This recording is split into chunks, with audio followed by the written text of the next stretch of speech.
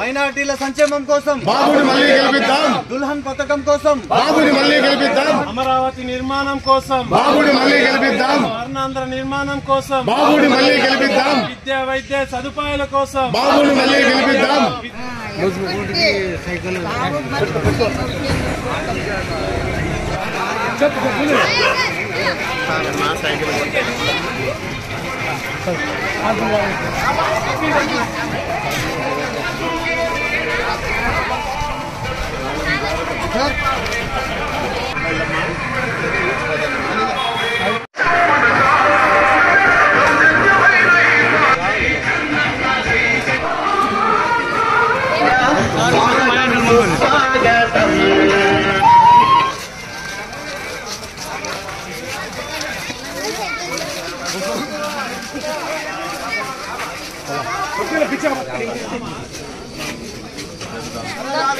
ఇంట్లో ఓట్లనే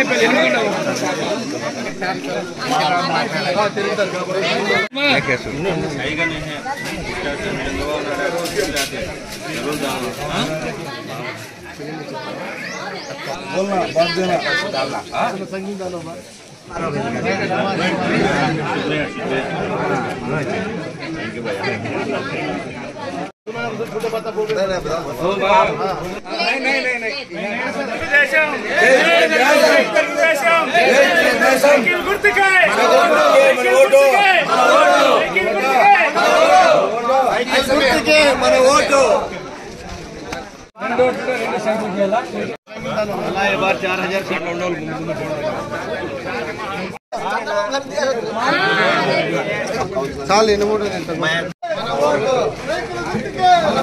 ఎన్నికల ప్రచారంలో భాగంగా మైనార్టీల దగ్గరికి వెళ్ళినప్పుడు ముస్లింలలో చాలా సానుకూలమైన వాతావరణం కనిపిస్తూ ఉంది.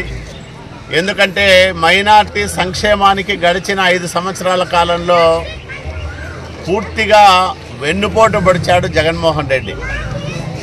మైనార్టీలకు పెద్దపీట వేస్తామని, సంక్షేమానికి అధిక ప్రాధాన్యం ఇస్తామని చెప్పి అమలు విషయానికి వచ్చేటప్పటికి మేమిచ్చే సబ్సిడీ లోన్లు మైనార్టీ కార్పొరేషన్ను నిర్వీర్యం చేసి సబ్సిడీ రుణాలు రాకుండా చేశాడు.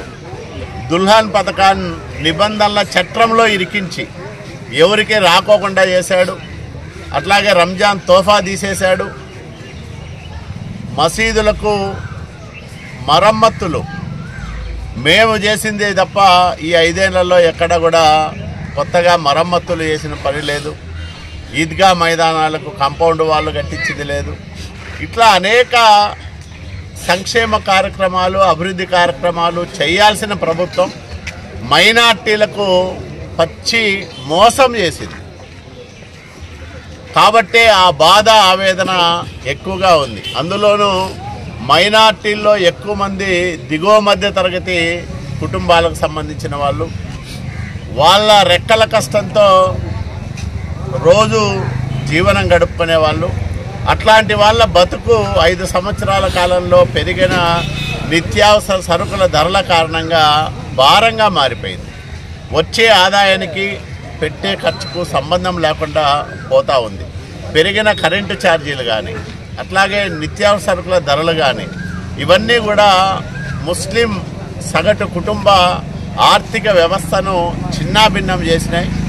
కాబట్టి మళ్ళా చంద్రబాబు నాయుడు గారు వస్తేనే మైనార్టీలకు మేలు జరుగుతుంది, మైనార్టీలకు రక్షణ ఉంటుంది. ముఖ్యంగా జగన్మోహన్ రెడ్డి పాలనలో మైనార్టీలపైన అనేక దాడులు, అబ్దుల్ సలాం లాంటి వాళ్ళు నంద్యాలలో కుటుంబంతో సహా ఆత్మహత్య చేసుకున్న అత్యంత విషాదకర సంఘటన బహుశా ఏ ప్రభుత్వంలోనూ జరిగి ఉండదు. దీనికంతా కూడా జగన్మోహన్ రెడ్డి పూర్తిగా బాధ్యత వహించాలా. మైనార్టీలపైన పెరిగిన దాడులు కానీ, మైనార్టీలకు రక్షణ లేకుండా పోవడం కానీ, ఇవన్నీ కూడా మైనార్టీల్లో తీవ్రమైన ఆందోళన ఉంది, బాధ ఉంది, ఆవేదన ఉంది. అవన్నీ కలగలిసి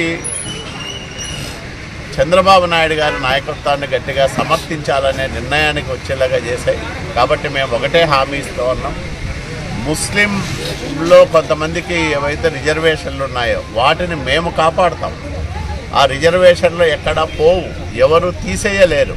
తీసేయలేని రిజర్వేషన్లు, ఈబీసీ రిజర్వేషన్లు అది.